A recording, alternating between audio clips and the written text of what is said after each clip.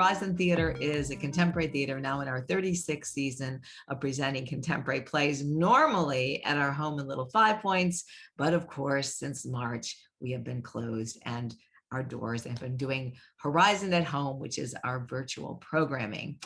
We presented this play actually last fall, originally with some wonderful science guests in partnership with Science ATL. And we realized then what a great opportunity it was to bring it back for the Atlanta Science Festival. So we are thrilled to be here with other great guests for our 3 presentations of this play over the Atlanta Science Festival. So happy you could join us.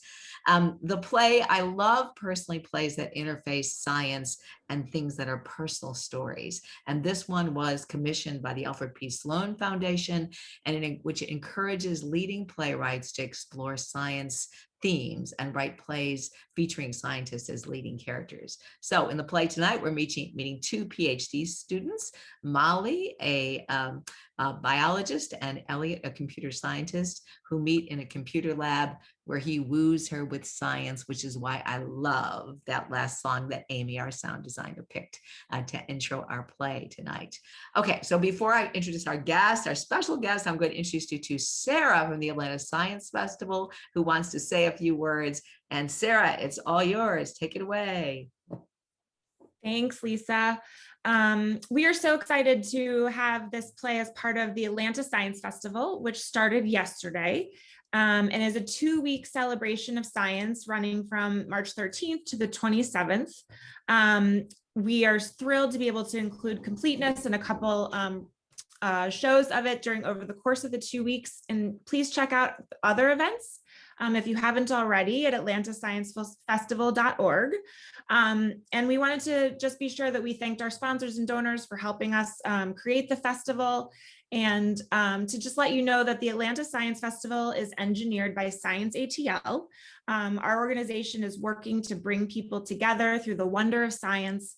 And we're so glad to have you here today, building a community of science lovers in Atlanta. When we started this organization and this festival, what we dreamed of was collaborations with local artists, so that we could show and demonstrate how important it is that art and science and artists and scientists talk together. So we're so excited for this partnership with Horizon. And if you would like to see other ways to connect with us throughout the year, please check out scienceatl.org. And again, thank you so much to Horizon, and welcome to Completeness. All right. Thank you, Sarah. Okay, now I am going to bring up our special guest, Sena, and I asked him how to say this. Agezo, am I saying it right? You got it right, Lisa. It's Agezo. Agezo. Okay, very good. Excellent. So this is our special guest, and he is a 4th-year neuroscience PhD student working jointly in the labs of Dr. Liu, Dr. Berman, and Larry Young at Emory University. And his research focuses on oxytocin. And he and his 2 colleagues coming later in our time of doing these presentations are going to be talking about their research. And I had a fantastic conversation with Sena about his amazing research. I was totally blown away by what you told me. So I'm going to let you just say a little bit about what you do, just so people know what you're here for. We particularly like Charlie and this lab because they deal in things related to the science of attraction, related to oxytocin. And so we thought that was a really appropriate match for this play, Completeness. It's all about love and science and scientists. So talk about your work just a little bit. Thank you, Lisa, for inviting me. And I'm really excited to be a special guest to the show, because I actually watched the play and it's a really good play. So as Lisa was saying, I'm a 4th-year PhD student in the neuroscience program, and my research focuses on trying to understand social behavior. And we study them in rodents, but what you end up finding out is there's a translation between the social behavior that you see in rodents and also what you see in human beings. And the way we come at or try to tackle the question of social behaviors by using both computational approaches. So we have a system set up to take behavior and extrapolate that behavior into a set of maps that allows us to really go and understand how behavior develops over time. And the other way we also try to understand behavior is by changing neurochemicals in the brain and see how that changes the behavior over time as well. So that's just a little bit about my research. Really excited for the post discussion. I'm going to talk a little bit more, go into details of like with the little things that we do to be able to try and understand how behavior really changes. And social interaction is a really great thing. It's like almost everyone does it. And when you try to get into it, into the details of how it actually develops, you realize that it's a very complicated thing. Even, facial gestures that you see, the way I even talk, you can tell that there's certain stereotype behaviors that emerge when I'm interacting, but how that changes when I'm talking to someone else is also really interesting. So really looking forward to the discussion, and I'll be also looking forward to your questions that you might have, and we can have like back and forth as to what you think, how the play really talks about the science and how we can really understand it. So thank you for having me on today. Okay, so I think we are back. Is that right, Amy? I guess so. Here we are. And here we are with Sena. Welcome. Here we are. Thank you for sticking around for our discussion. So this is Sena. He's a fourth-year graduate student, PhD student at Emory in neuroscience. And I am going to ask you just to, first of all, so you in your role are both kind of Elliot and Molly at the same time. Because you are a computer guy and you're in biology at the same time. So you've got like both perspectives going on in one person. So I guess just give me your thoughts about the play, things that resonated, or you went, oh, that seems really true, or boy, that's all made up, or things that stuck out to you in the play. Okay. Wow, there's a lot to say about that, because I mean the plot itself, in terms of like setting up two graduate students to meet in a computer room, you might think it's far-fetched, but at times it does happen. Not in a computer room, but it might be in a coffee house. It might be maybe you're having a lab meeting, which is like shared across different labs, and you end up meeting somebody, like, oh, you start talking to the person, you end up striking a conversation with them, and before you know it, you're having calculator on, and you're having dinner with the person, like, oh, maybe I like you. But I think I found it to be really interesting.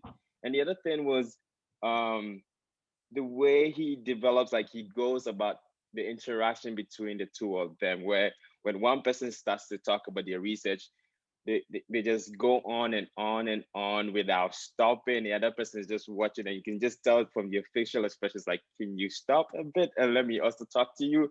And it's a behavior that you tend to see among graduate students. So or maybe you see it with everyone. Like once you start to talk about your work, it's like your work is the most important thing in the world. So you have to keep on talking about it to somebody stops you. And I think I like that as well.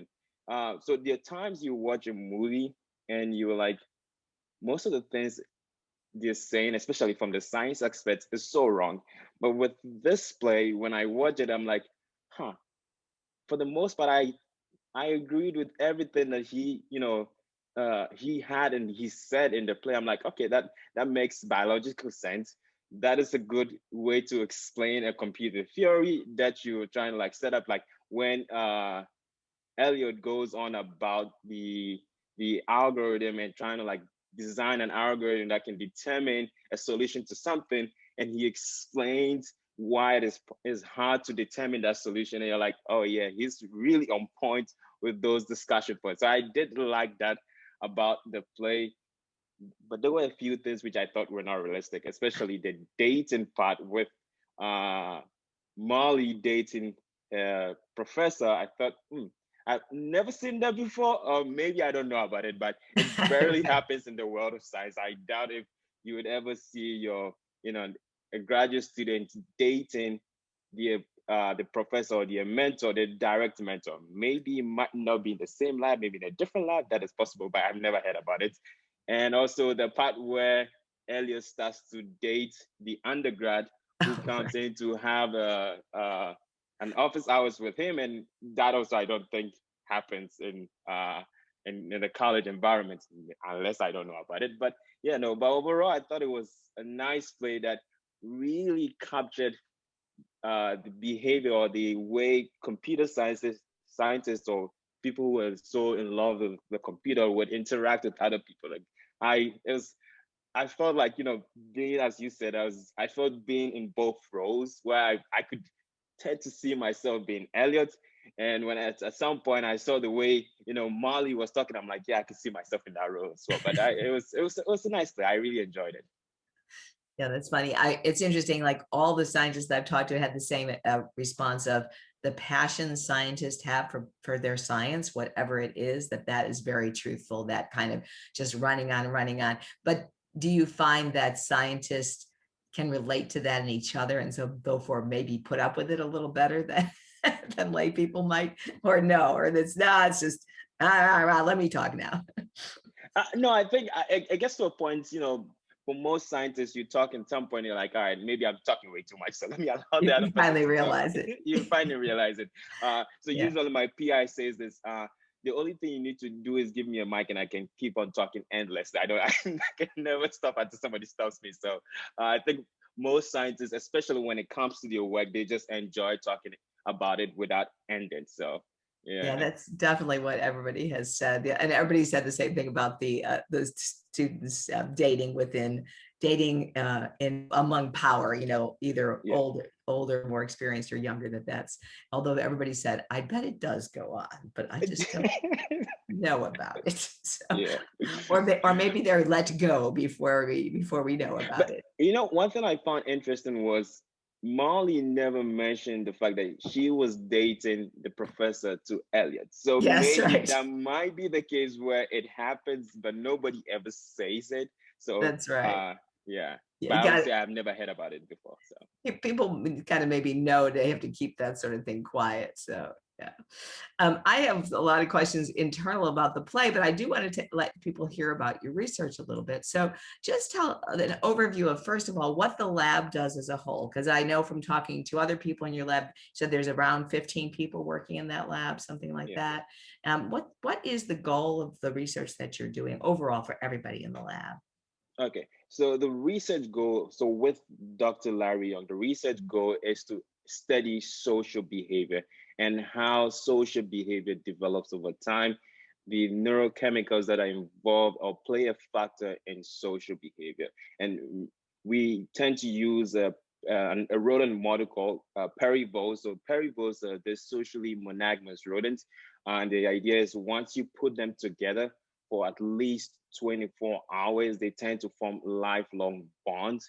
And that serves as our model system to try to understand how social behavior, changes or develops over time. So we try to tackle it in different angles. So one angle that I, try to tackle is by using the computer science where we take that behavior, we record a video of the animals interacting, we take the video recording, so you can think of it like the NSA, with the camera on you, trying to watch your every movement, or a big brother trying to watch your every movement.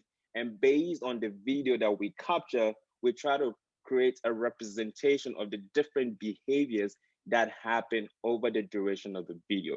So the way I tend to explain it is we take a video recording of the animals, then we create a behavioral map, a map like a US map, and every state in the map represents a specific behavior. So you can go to New York, and New York would be the way that two voles are like very close to each other, or as maybe Georgia would be, they spend so much time huddling with each other. Maybe South Carolina will be mating between the animals. So that is how we tend to, understand how behavior develops and changes over time. And that is just the computer side. There's also the other side where we put electrodes into the brains of the rodents. And the idea is when the animals are having an interaction with each other, we know that there's some form of social signals that gets communicated, and that those social signals ends up translating into behavior. So we want to be able to understand if we can pick up on those the neural activity that modulates the social signals to mediate the behavior. So we have a specific part of the brain called the nucleus accumbens, which there's been a lot of research to show that it plays a vital role when it comes to the social behavior. So we have an electrode that records the neural activity when the animals are interacting to see how that plays a factor. And that is just one part of the research that the lab focuses on. And the other part is there's a neurochemical called oxytocin.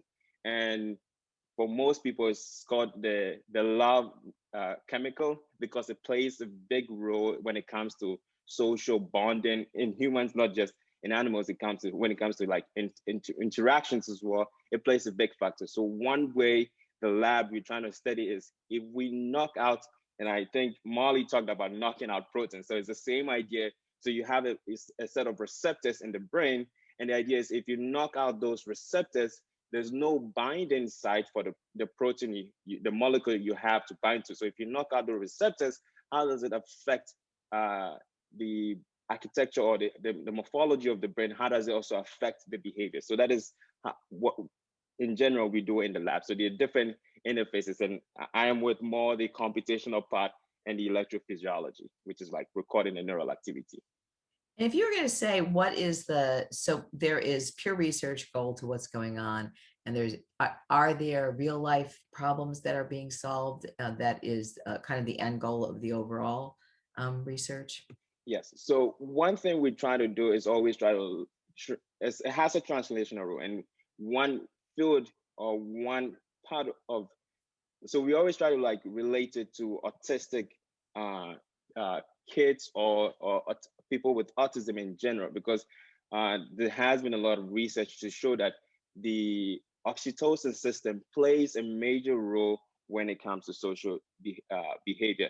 And when you examine kids or people with autism, you see that there's a change in the distribution of the oxytocin throughout the brain.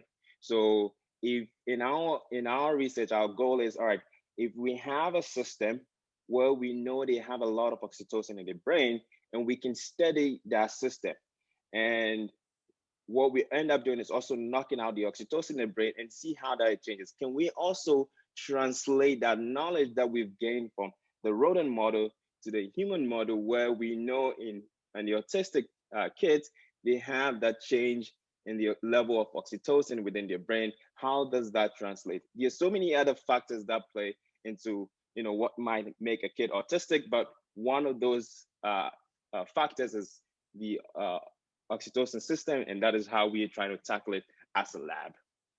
And so with mice, do you have autistic mice that you can see what happens if the oxytocin goes up or down? Or yeah, so what we can do is we can create autistic-like mice. So it's really, we wouldn't say the autistic mice, because that would be more of like anthropomorphizing right. that the rodents are behaving like. But we can create that in terms of like knocking out certain genes, or maybe decreasing the oxytocin level within the mice, or knocking out its receptors that way. In our case, we're working with rodents. So when we're able to do that, you can sometimes see the behavioral changes. So in those where the rodents, where the oxytocin level is decreased, you realize that they don't form the same kind of bond as you see in the wild type, where the wild type is they have a normal level of the oxytocin and oxytocin receptors.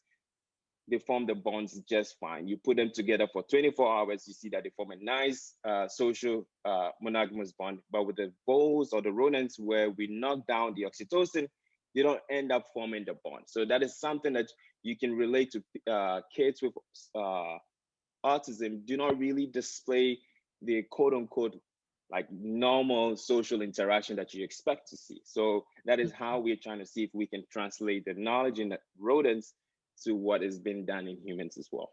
And is everybody working on the lab working on this particular? There are other people working in other aspects of social interaction in the other people are, so we also look at the opioid receptors, besides it's being a factor in autism, but we also just trying to understand how social behavior just develops. And the opioid receptors has a lot of interfaces with like things you hear, dopamine. So dopamine is like the reward chemical you always hear anytime you want to even perform an activity. Dopamine plays a factor in it. So we also try to study how the opioid system interacts with the dopamine system and the oxytocin system in the brain. So it's a very diverse group of research that a lot of people are like trying to answer questions and using different techniques. So I mentioned 3 techniques. There are other people who are also using very more cellular and molecular techniques that I didn't mention, but yeah. Yeah, it was interesting talking to Sarah, because she's doing a whole different kind of research that she's interested. That's more around empathy and whether you can create empathy in people. And so that's really interesting. What how did you get into this research? How did you decide to go to Emory? What were you at before? What was your path? Like, where did you grow up? Where were you from? And how did you journey down this path of science? Yeah, so I'm originally from Ghana, and I came to the United States to do my undergrad. So I went to Drexel University in Philadelphia, and I did both my undergrad and master's at Drexel. I did biomedical engineering, and I think when I was done after my master's program, I went to the industry, and I was working in industry for a while at Abbott Point of Care. And I was a process engineer slash project manager. But the funny thing is, I had taken a class in my final year of my master's program, and it had to do with trying to understand how information is sent throughout the brain. So you can think of any stimulus that you get as being a signal. And for an engineer, you think of you have a signal, you have a system, and you have a response. So for me, it was the same thing with the brain. A social interaction, you can have social signals. The brain has to process those social signals. And for me as an engineer, that is the system I'm thinking about. And your response would be the behavior that you end up producing. So I'm like, okay, there's some form of link between, the engineering way of thinking and the scientist way of thinking. So I'm like, okay, maybe I can take my chance. It was really interesting. I think the brain is fascinating. So maybe I should think about doing a neuroscience PhD. I had thought about doing a biomedical engineering PhD, but I'm like, nah, I think I spent so many years in biomedical engineering. Let me do something more interesting. So that is how come I ended up coming to Emory. And when I came to Emory, my PIs that I work with, so I work with 3 different PIs. And what is PI? What does PI mean for those so, of us who don't know? Yeah, sorry. So PIs are usually a principal investigator. So for every grant, you have somebody that leads the investigation or the research. So usually the PIs, the principal investigator, or sometimes you say the professor leads that research. So when I came to Emory, the 3 different professors that I interacted with had like the experiment they were proposing or the research we're proposing. I'm like, okay, this really captures my skill set of being a computational person and also being an engineer, where I can spend most of my time behind a computer trying to like write code, which Elliot was trying to do, and also try and answer a scientific question. So that is how I came into my research as science world. Yeah. So that's your joy, is when you can be answering a science question, but doing that behind a computer with computational models. Yeah, I it's nice because there was one thing that Elliot shared throughout the video. I'm like, I can relate to that. In the beginning, he's like, oh, there's this question I think I can solve with a computational approach, which was Molly's question. In the first part, he's like, oh, I can solve it within a week. Then he, after they have sex, he's like, oh no, I lied. I think it might take me a long time. Then he goes back again. It's like, oh, I solved it. Then he comes back tomorrow again. It's like, oh, it doesn't work. And I think most people who are computer scientists or who do a lot of programming go through that phase where anytime you're presented with a biological question, in your mind, there's like a light bulb that goes off. It's like, oh, I can solve this question. When you start to tackle the question, it's like, oh, this question is so hard than I thought it was going to be. You spend so many months and years, and you still find out it's like you would know where to answering the question. So it's that realization of coming to, it's like, oh, it's more complicated. The biological questions are more complicated than you think they are. So yeah, it's that joy of being behind a computer and thinking you can solve a question, but when you get to, it's like, oh, there's more to do. Yeah, I was going to ask you, do you have one of those light bulb moments where he's on fire with passion of, oh my God, I'm solving this amazing thing, and it's, you think you're there, and then all of a sudden, have you had that in your own research, your own life? So many times. The funny thing is, I'm actually giving a talk tomorrow for a conference, and there's an analysis that I've been working on for some time, and part of it is working, but part of it is not working. And you feel that joy and sadness, like, oh, I think I've solved this, like, oh, but I haven't really tackled this part of this question. So those happy moments do come where you think you can, answer every question in the world, but you get to the point, it's like, oh no, you're nowhere near there. That's got to be very frustrating for sure. Let's just take a look at my little notes here. Now, and you're in your 4th year of this research now. So the thing that you're doing now, is that what you started out doing? Has your research evolved over the time you've been there? Yes. So it was what I'm doing right now is not so different from when I started doing the research. When I started, the idea was to combine both the electrophysiology, which was to record from the animal's brain whilst it's social interacting with another animal. So you have 2 rodents in a chamber.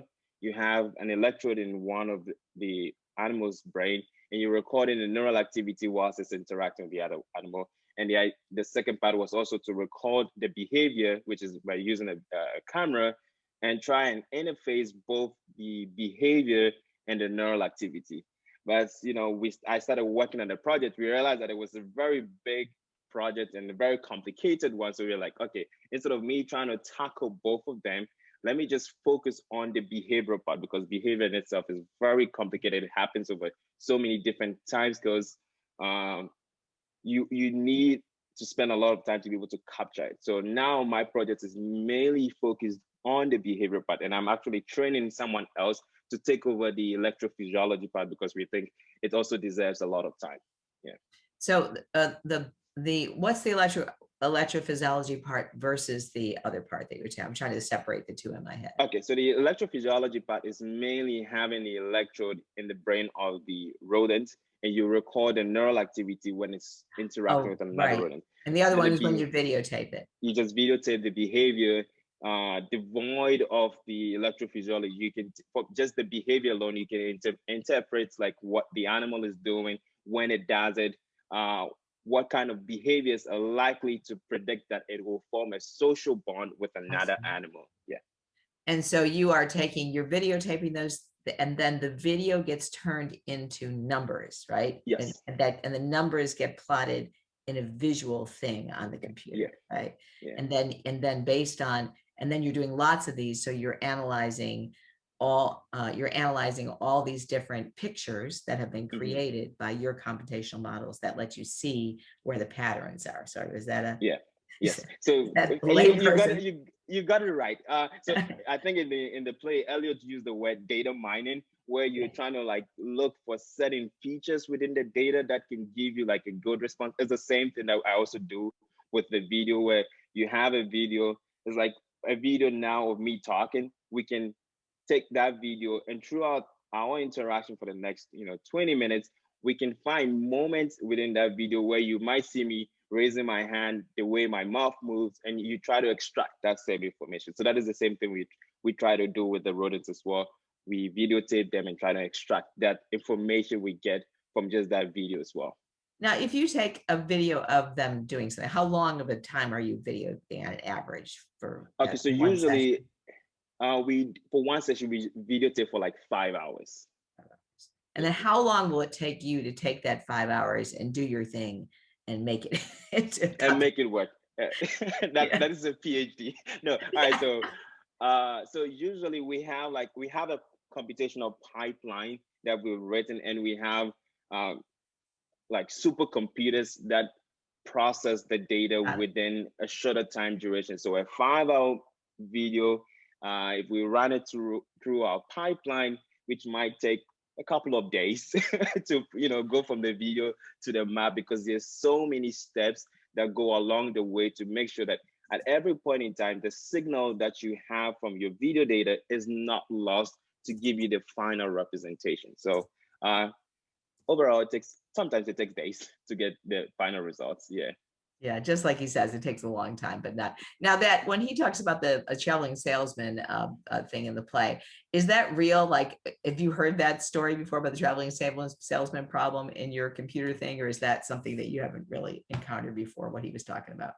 I think that is like a very like a generic problem within every computational question that you might have, especially when it comes to or related to biology, because the idea is, whatever you have, there's so many ways of solving them. Now, the question is, which way is the best way to solve that question? And there's the idea where is you don't know the exact function, or you don't know the exact solution. So you're going to come up with your best approximation of the solution, and which is essentially most questions, because the question we're trying to tackle when it comes to behaviors, we don't really know what function to apply to say, all right, we have this behavior and should be the representation. So we're going to apply a set of multiple functions.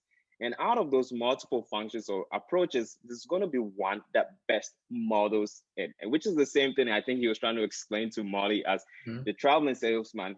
You're going from one location to the other. It's very difficult to know which path to take, which would be the best way to optimize your energy, which way to get to most customers. But what you're going to do is you're going to come up with your best approximation. Maybe I might be at point A, then move to point B, then move to point C. So I think that is a very layman's way of really putting it to what most people are struggling with when it comes to like biological questions, and they're trying to use computational tools to solve biological questions. Is a traveling salesman's problem. It's very difficult. Yeah.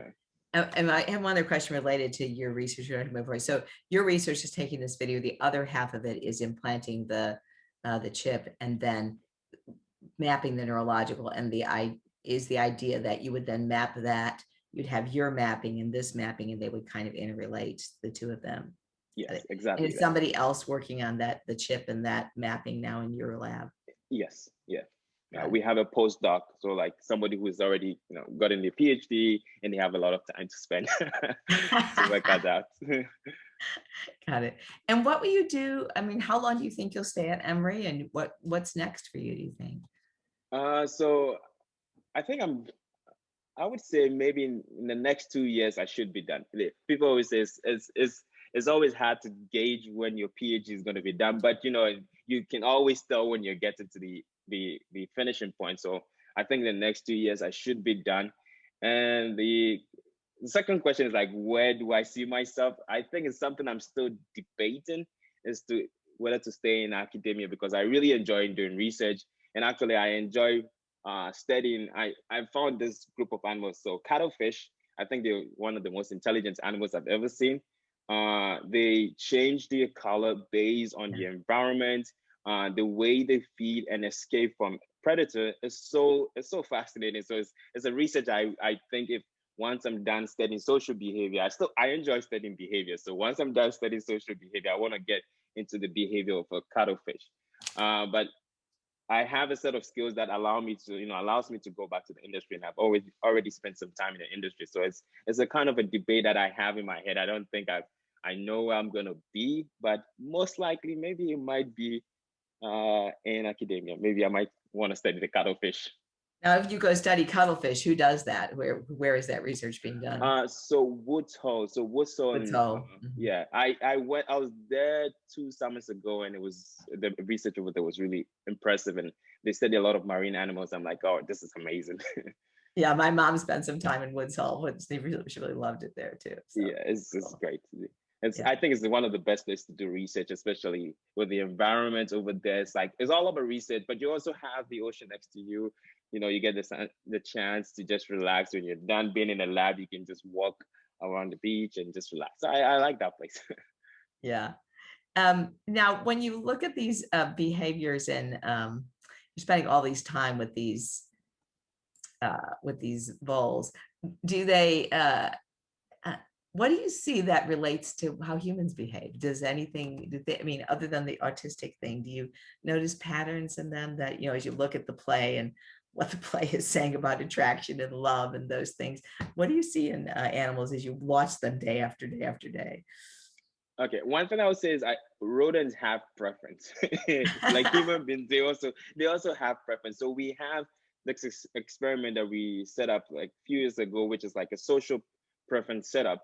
So we have 3 voles. One vole is meant to be the main or the subject vole, and we can imagine that to be a female or a male. We always randomize that approach, and we have the other 2 ones. So let's say the subject is a female, and we have 2 males. And what we'll do is we put the two males under a cup, and we put the subjects in the same chamber with them, and we just videotape how long or which one they prefer. And you realize that when you look at the video for a long time, or you process the data, you realize that there's a preference for one animal over the other. And it's so interesting. It's like I mean, you think the rodents, they shouldn't have any preference, but they do have a preference. So I think, when you see that in humans, you can see that it has an evolutionary history where there's a preference for someone over the other. And does that does the mouse that get preference, is that with other female mice as well? So we haven't studied mice Yeah, per se, but not mice, but sorry, voles. the voles, yes. Voles. Oh, with Yeah, is other it female. voles? Yeah, Yes. So you actually they have preference for the same female voles as well. yeah. So we've studied that for sibling voles, but not like voles they haven't had any. So when it comes to perivoles, they're very territorial. When they don't know you, they're a little bit aggressive towards you. So usually when we put them in the same chamber with your sibling sisters, they're always fine. But when you put them in the chamber with a different female, or even with a male they haven't interacted with before, they're always aggressive the first initial occasions. So we haven't really played around with like the same sex interaction with the voles in the play. Usually we always use the opposite sex, being that they form a pair bond with them. Yeah. And you said they pair bond in 24 hours. So that's effective for you because Yes. In most cases, 24 hours is always sufficient enough. Yeah. But you always find that there's always individual variation. So some might form the bond earlier, some might form the bond later being more than 24 hours. Maybe it might take them 48 hours. But for a good sample size, you always find that 24 hours is, the sufficient point where they're likely to form the bond. I think last question I have is, so there is a talk at some point in the play about how science is, the old model being where science is very separate and the new model where things are more interrelated. Do you find that in your research where the different scientists from different fields are collaborating more and working together? Yeah, I think science is really moving towards that. Like even my research alone, the fact that I work with 3 different PIs who have different expertise in the way they study or try to answer the scientific question is just an example. It's like how science is trying to like borrow from different fields. One thing I have really seen since I joined, I've been at Emory is, especially in the biology department, you're trying to hire a lot of theoretical or physicists or computer scientists to come and answer some questions that biologists haven't been able to tackle, because we think that we can model systems very well using computers, or we can come up with very good physical models of them. So who are the best experts to get physical models from? You contact your physicist or you get your computer scientist. So I've seen that science has moved from being just one group of people. I mean, we're not there yet, but it's moved from, this is biology. Right. It's only biologists that are going to answer the questions that relate to biology. No, I don't see that anymore. I see that physicists, computer scientists, mathematicians are really getting involved in biological questions. And even some of the ideas we have in, let's say, deep learning. So deep learning is what is related to artificial intelligence. It's like a subset of artificial intelligence. And the idea behind deep learning is really borrowed, not really borrowed, it's borrowed from neuroscience. So you can think of it as a structure that is built like you have neurons that communicate with each other. And those neurons have a structure to them and the layers to them. So we're going to borrow that idea in neuroscience to build a computer algorithm that has also layers and different neurons that communicate to each other. And this deep learning is what you would have in Google when you start typing something out. It auto populates a next word for you. You're like, oh, sure, right. This I didn't. How did Google know I wanted to search for this? Or you have it being used by Netflix, and Netflix is able to generate suggestions for you as to, this is the movie you watch, or you should watch based on what you've watched in the past. So those are some of the things that we have in computer science, but it was borrowed from neuroscience. And there's that interplay of different sciences trying to borrow different expertise or different knowledge from each field. So, yeah. It's interesting. And the P, the I's in your department, are they all neuroscience or are they different fields? They're different fields. So you have people who are physicists, computer scientists, mathematicians, biologists, and even within the biologists, you have molecular biologists, neurobiologists. So there's a wide spectrum of different principal investigators. It sounds like you must get a lot of ideas flowing between different people without bouncing off each other in the same lab. That's great. Yeah. Cool. If you had, I'm hoping that we'll be able to get some young people that will watch these things. If you were going to give advice to someone who is interested in neuroscience, what would you tell them? A young person who's in college or high school, even probably college, though. It's hard to think about that.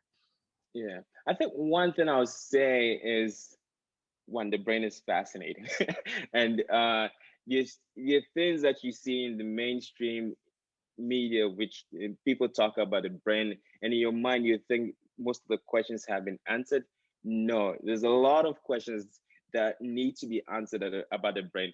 The more we try to study the brain, the more we realize that we know very little about the brain, and there's so many things that we need to do. So we need people with fresh and different ideas. You get into a system and you start to think like the system, and you need other people from different places to also come change up the system. So I think for undergrads or people trying to like move into a different field. For me, for example, I was in the engineering field, but I thought neuroscience might be the best next step for me. And I think it's been a good step moving from engineering to neuroscience, because I tend to bring a different mindset. So for most undergrads, do not shy away from neuroscience. Even if you don't have your background in neuroscience, you can still come into the field, think a different way than most of the people within the field are not thinking. You bring your own unique idea, and the field grows. There's a lot of questions that we still need to answer within neuroscience. That's great. Well, good. Anybody, I've been waiting for any questions to come up. I haven't seen anything come up. Amy, have you seen anything come up? I'm asking you because you're watching too. Nope, nothing. Okay, cool. All right. Well, this has been such a great conversation. I really, really appreciate you taking the time to be with us. I feel so honored to know so much about your lab at Emory, and I want to meet your lead PI, because everyone seems to love that lab so much. So, this is an amazing lab. And I also want to say thank you for having me on to talk and share my, science knowledge and science experience as well. It's been great being part of it. Fantastic. Well, I'll invite you to come to see our theater when we are live again, and I can actually invite you to physically come. So. I'll be glad to be there. Great. All right. Thank you so much. Thank you everybody for being in our audience tonight, and please spread the word. We have 2 more of these the next 2 Wednesdays. We'll be with different science PhDs from his lab after the show. So invite people to come and see us. And come back yourself. If you want to come back for just a discussion afterwards, it'll be around the same time. The show's about 1 hour 45, so you can time it out and join us then. Thank you. Thanks for being with us for Completeness. Enjoy.